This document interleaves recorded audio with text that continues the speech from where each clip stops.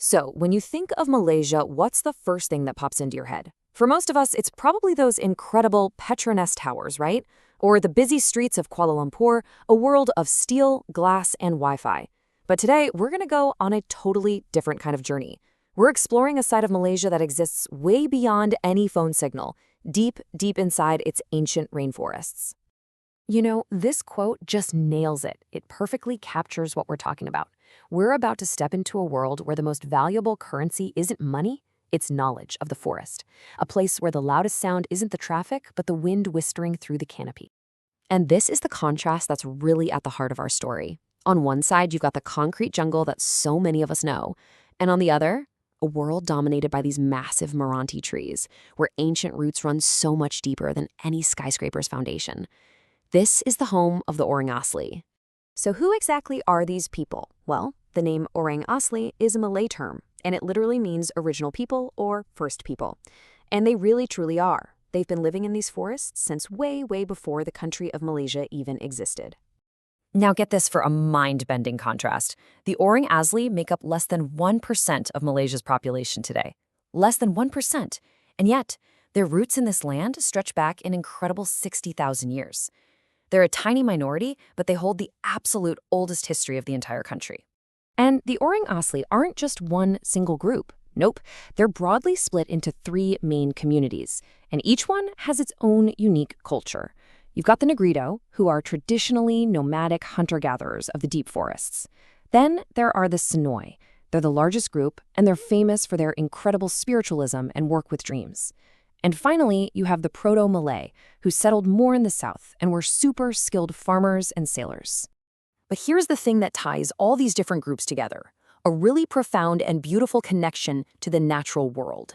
Their entire way of seeing the world is built on this philosophy of animism, the belief that the forest itself is alive. At the very heart of this worldview is a concept called Semangat. And it's the belief that everything, and I mean absolutely everything, has a life force, a spirit. A tree, a river, a rock, even the wind. Every single thing possesses a semangat.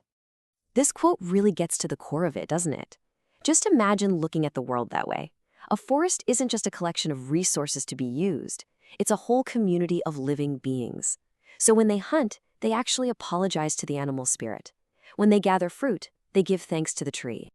And let's be clear, this isn't about superstition or just being afraid of nature. It's a system of deep, profound respect. The Orang Asli never needed a buzzword like sustainability because they've been living it for thousands and thousands of years, making sure the forest that takes care of them continues to thrive. So this worldview isn't just some abstract idea, right? It's something they put into practice every single day through these incredible rituals and skills that have been passed down for generations. Okay, I want you to just picture this scene with me. It's late, it's a deep, dark night in the jungle. Inside a bamboo hut in a small clearing, the whole village is gathered. You can feel the anticipation in the air. A healing ritual is about to begin. This is the Sewang Ritual. It starts with a rhythm. Women strike bamboo sticks on the floor, over and over, creating the sound like a steady, powerful heartbeat. Then comes the chant. The shaman begins to call out to the spirits of the forest. And finally, dancers enter this trance-like state, becoming a kind of spiritual bridge that the shaman uses to literally draw the illness out of a person's body. People who've actually witnessed it, they struggle to describe it. They say it's just this raw, primal energy. And this isn't some performance for tourists. It's a genuine, powerful expression of their connection to the spiritual world. It's medicine, it's prayer, and it's community, all rolled into one incredible experience. Okay, so from spiritual healing, let's jump to another ancient skill, hunting. And just look at this number, 30 to 40 meters. That is the effective range of one of the most unique and deadly silent hunting tools on the planet. It's called the sumpit, or what we'd call a blowpipe. It's crafted from a single, perfectly straight piece of bamboo. It's just a masterpiece of natural engineering. A hunter will use a tiny dart, its tip coated in a poison from the ipo tree, and with just one single powerful breath, can hit a target high up in the trees with incredible accuracy and almost zero sound.